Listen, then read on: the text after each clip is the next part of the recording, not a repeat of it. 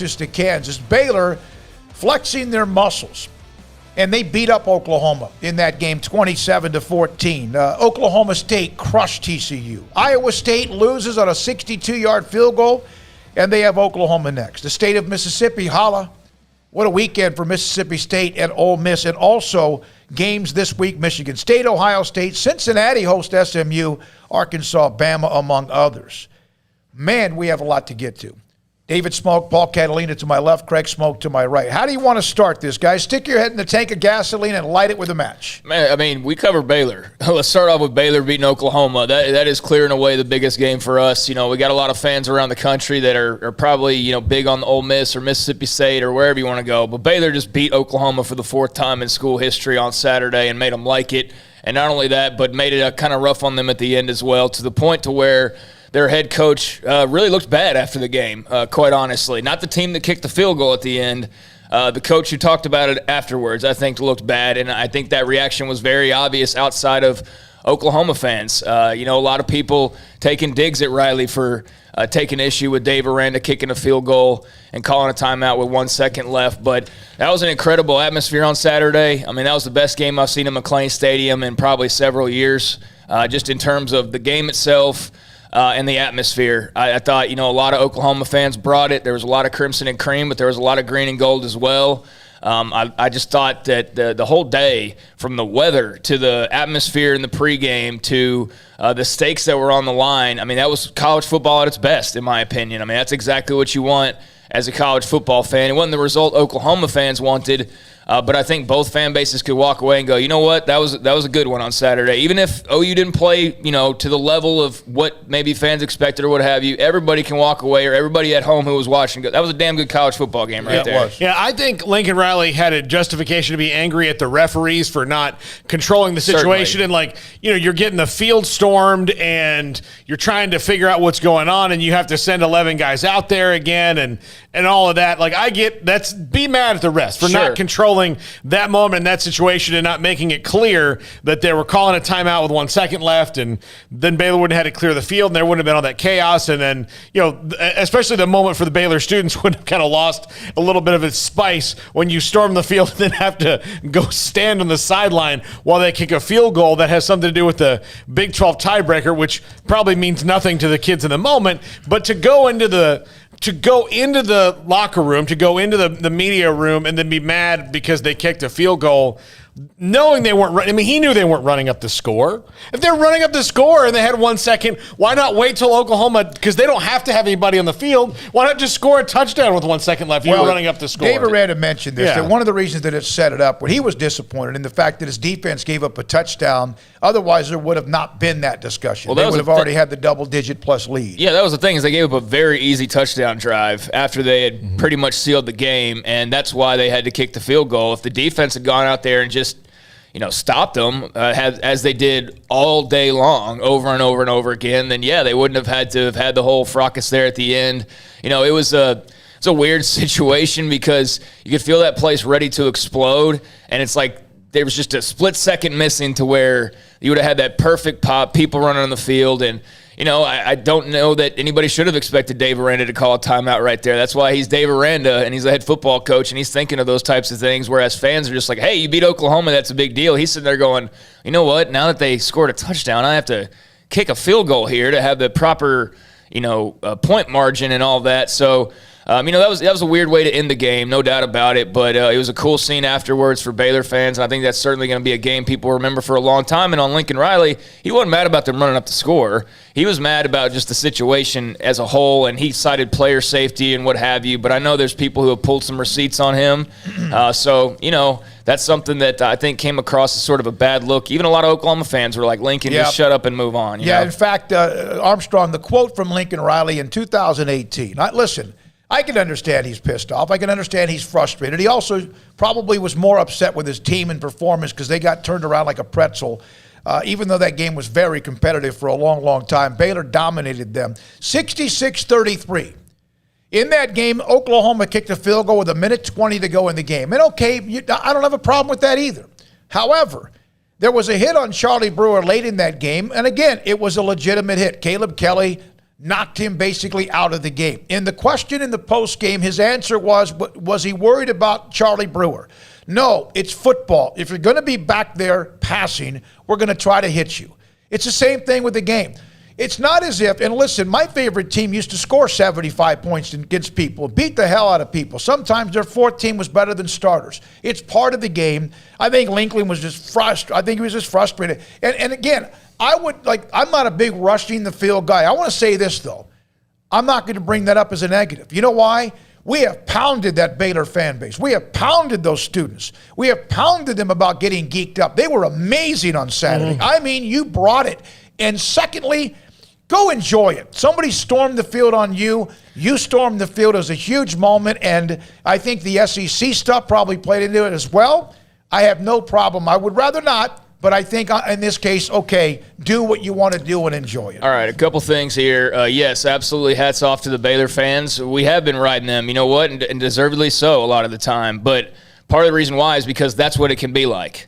That's what home field advantage can be like. That's why there's frustration sometimes when there's not people there, is because look how good this damn football team is. Like, look how good this staff is, and look how big of a game this is. And that's where the frustration lies. It's not in a lack of support or things like that. It's in a, man, this is how it could always be. Like, you could have a real home field advantage. You can be a tough place to play more often than you are. And so I think it was just great to see that. And hopefully a lot of people looked around and went, you know what? It's pretty cool. Like, we should, this is how it should always be. And I know it won't always be that way when you got a Texas Southern rolling into town. People aren't going to get geeked up for them. But still, I think that was just a tremendous atmosphere once again.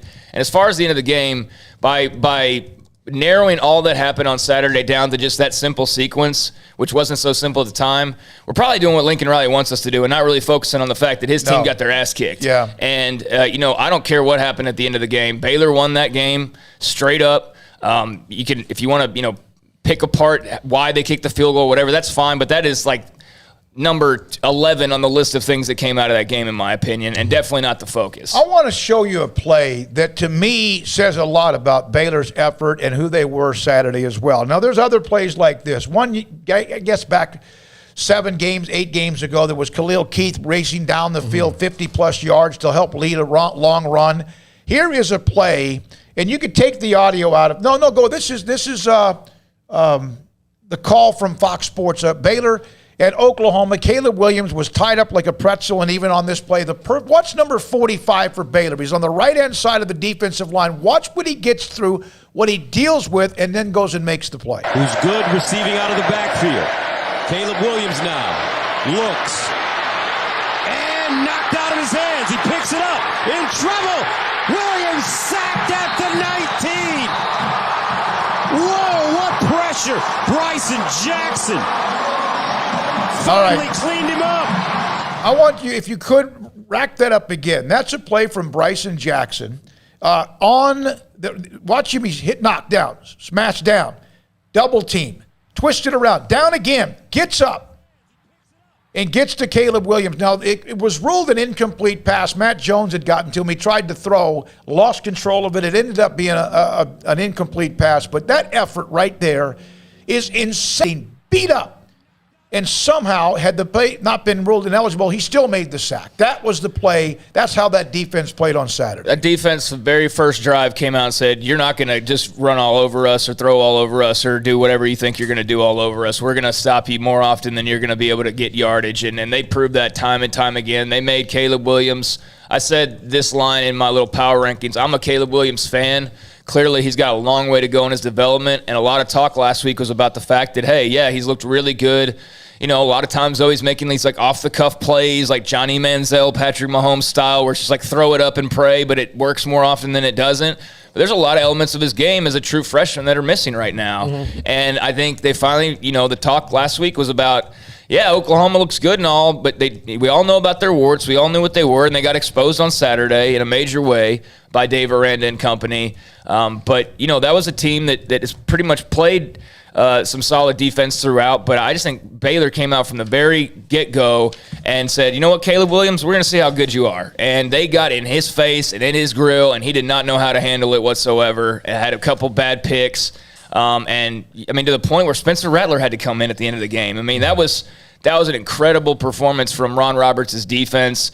And just I think it was not only the coaching and how they defended Oklahoma, but it was what you just showed. It was the effort and the energy that the players had. I mean, It was clear that TCU game was no hangover. If anything, it was, fuel for this team because they came out hair on fire from the first whistle and played that way all throughout the game in all phases, but particularly on defense. Well, the defense controlled the entire game because it wasn't what you call a banner day for the offense. They had a good day, especially in the second half when they quit trying to do things that just weren't working at all. They okay, this isn't going to work, or this is open. We're going to let Gary Bohannon run on call designed quarterback keepers more often, and that's what really opened up their offense in the second half. But it was the defense, the offense left probably 17 points out on the field in the first half, and most of the time you can't do that against Oklahoma and win. You cannot do it against Oklahoma and win, and they did because every time they left points on the field, they just made sure Oklahoma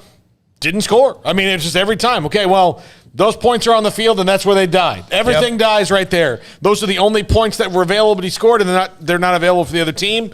And that was kind of how it was. I think a huge part of what they were able to do early on, at least, and you guys agree or not, but the field position I think was really huge early on. They kind of had Oklahoma, backed up a little bit at times and had to make them work for it. And that's where you got like the Caleb Williams having to throw out of the end zone to avoid the safety that turns into a Kalen Barnes interception. I mean, they were hair on fire. I don't want to overuse that term, but that's the one that keeps coming into my head because, I mean, it was evident from the very get-go. So, yeah, just an amazing job by the players to get ready, but a great job as well by the coaches, I think, all across the board. Even, Paul, you mentioned the offense getting off to a slower start. Like you said, though, for a slow start, they left 17 points on the field. So I think we'd probably be viewing that a little bit differently. And Grimes rope-a-doped them. Where Grimes set it up, they kept cracking at the run.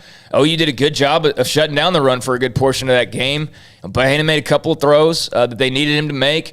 But then in the second half, they unleashed Gary. And like they haven't done that all year long. Every week we get questions about Gary Bohannon, right? When are they going to let Gary run? When are they going to let Gary run? And it's like, well, he's not Michael Vick, but he can run. And when they started getting him on design runs, Oklahoma just had no answer for that. I mean, they didn't know what to do about that. They left Alex Grinch kind of on skates, and I just thought that was a brilliant job by Jeff Grimes. All right, now I got a little nugget about how physical they are. And again, not everybody does this anymore in football. There's so much lack of contact. That doesn't mean teams don't get physical. That doesn't mean you don't have midline drills or whoever. But I got to know, and I'm going to ask Dave Aranda. I had a chance to visit with him earlier today on many things, from someone burning his waffles to the middle seat in an airplane when he compares to whatever you're dealt with, deal with it, move on, and get better. And he used that as an example. But I was told that on Tuesdays, the Baylor football team, offense against defense, they line up pads, 16 to 20-plus plays. It's a bloodbath. I mean, it is that's the term I was given, a bloodbath. It's on Tuesday afternoons where they line up, and one of the reasons they were doing that is, one, it can build tremendous team chemistry once you get past the egos. It's about you're going to get physical, they're going to hit you in the mouth, you got to hit them back, and sometimes the offense wins, sometimes the defense wins, sometimes it's a straight up, and it's about trying to keep bodies off the ground. Quick whistle. For example, you run a play, Abram Smith right up the gut. Quick whistle. As soon as there's any kind of contact, it's not like the quarterback with a colored jersey, like a red jersey. This is absolutely a bloodbath from what I've been told, and I asked Dave Aranda about it because you don't hear about that much anymore in football. Well, I think if there was some kind of action movie scenario where the Baylor football team had one task to complete to keep a bus from exploding in the past few years, and if it was getting first down on 3rd and 2 or less, like that bus would have blown up. Yeah. Like you get 50 opportunities, the bus would have blown up. They could not get it. It's such a strange thing.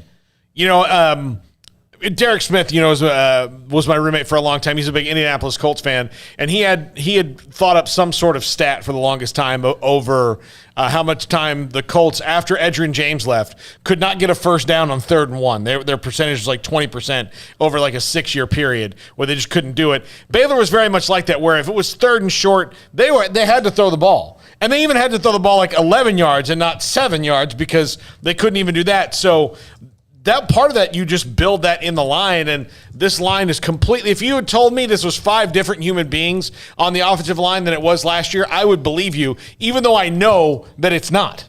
Yeah, no, it's a night and day. I mean, that was my big concern coming in, was just how much the offensive line could improve, because it had been the dregs for, at least 2 or 3 years now. I know Rule and company did what they could, but I mean, it never got to the point. Even though they got to a Big 12 championship game a couple years ago, that offensive line was, all due respect to those guys, was average at best, right? I mean, it was not like some blow-away offensive line. The offense as a whole just kind of could do some things when they needed to, but mostly they were a defensive football team. But now you got an offense that actually is, not as much of a strength as your defense, but pretty close.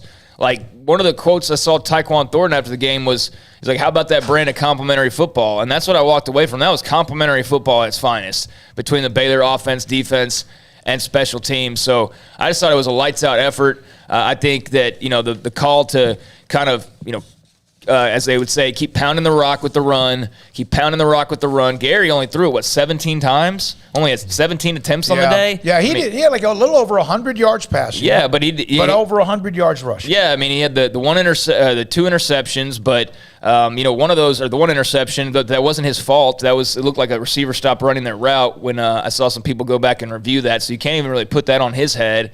So, yeah, he didn't have to throw it all that much, but they kept, trying to get through, and they had their opportunities where they left points on the board. But, again, in that second half, when they came out and let's unleash Gary, and the way that opened up Abram Smith, and the way that opened up, the receivers to make some tough catches to keep the chains moving, it was just I thought the coaching staff, for as much as TCU was a downer for a variety of reasons, I thought the Baylor coaching staff did an incredible job across the board, and I thought the players responded in kind. I made this comment, but I'll give